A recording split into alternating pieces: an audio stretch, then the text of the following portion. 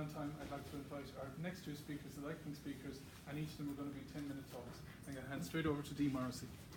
Hi there, my name is Dee Morrissey and I come from a Lean Six Sigma background. And that means that I'm really interested in things like Toyota and how they operated in the factory in Japan. In fact, some might even say I'm semi-obsessed by it. I do drive a Toyota. So I also have a big thing, a bit of a hero worship thing going on for a chap you may never have heard of, a chap called Dr. W. Edward Demings. He had a big hand to play in the Plan, Do, Check, Act cycle, which many of us still use today. But he was born in 1900. And really what I want to get across to you guys today, I will talk about questions in a minute, but one thing I want to get across to you today is that good ideas last. They're agents, okay? And communication is one of those. And today, my talk is about how to ask questions. As a job, what I do to earn a living, apart from researching Toyota and Dr. W. Edward Demings, what I do for a living is I am a corporate trainer, I'm a consultant, and I'm a coach.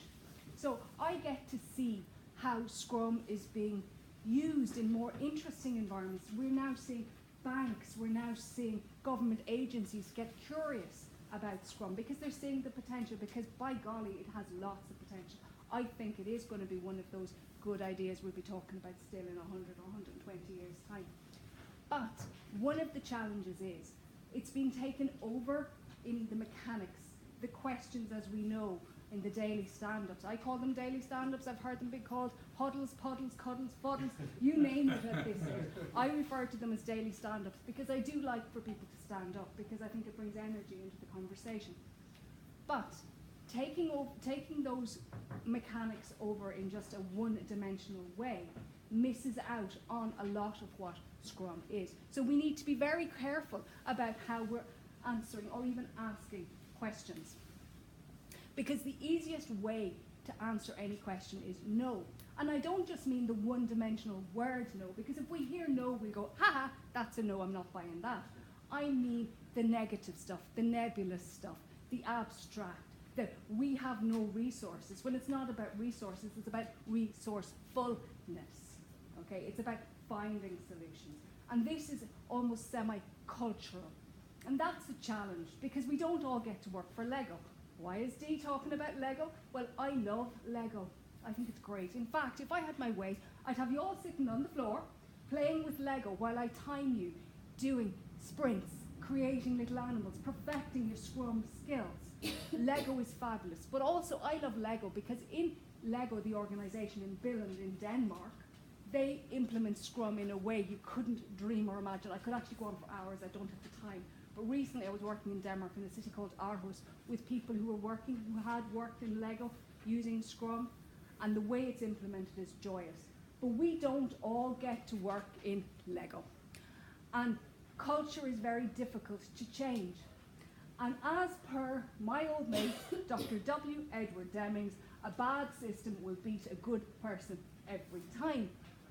Now, he was a really interesting chap because he also did this thing, this red bead experiment, which you may or may not have participated in. You may have even seen it on YouTube. It's a powerful piece of kit, and it emphasizes that very good point. A bad system will beat a good person every time. So how do we surmount that? How do we as individuals strategize and deal with these challenges? How can we use our questions more wisely? Well, because I'm from a lean background, I'm not going to throw big lists of stuff at you. I'm going to give you 3 suggestions today that I'd like for you to take away. 3 ideas. Top of the list is to remember, in Scrum, questions are our tools, okay? A question is a statement or a sentence that we use to elicit information. It's not just that we're rattling out what did you do between the last meeting and today, what are you going to do between this meeting and the next, and what are your roadblockers. We're actually doing something there. We're supposed to be engaging with people. And remember, our sprint planning activities have to have a bit of import about them. We have to be careful in how we're questioning in those.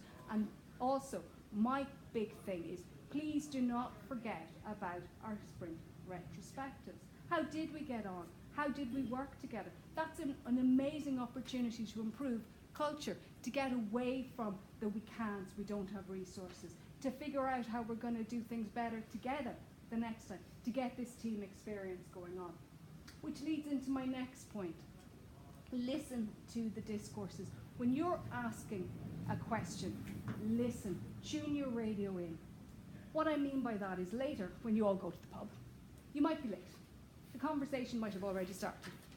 But you won't jump in and throw in your 2 cents worth. You're going to listen. You're going to see what the communal understanding of whatever topic is being discussed is. You're going to listen to that discourse. And in terms of Scrum, for example, Schwaber and Sutherland, the co-creators of Scrum, they've focused in on this. And there's a little nugget about discourse that I happen to really love. And it's this idea that discourses can be situational or personal, depending upon this perspective. And what I mean by that is, say, for example, you ask me, why did I sign up to do this talk today? I'll tell you, Agile and Lean mean something. They're important. They're going to help us work better, work smarter, not harder, work as a team. And these types of conferences are very important to get our shared understanding out there, to remove roadblockers together, to network, to have osmotic communication, to move forward. So that would be my answer. But if you ask somebody who works with me a lot, who knows me well, they will answer the question differently. They will look at the personal things about me. If somebody who knows me well was asked the question, why did Dee decide to sign up to do this thing today? They might say, well, you know Dee, she loves Lean. She's obsessed by Edward Deming. She drives that Toyota car, and at the end of the day, that woman just loves to talk. The reality lies somewhere in the middle of those two discourses. But to understand the bigger picture, you have to tune your radio in, don't you?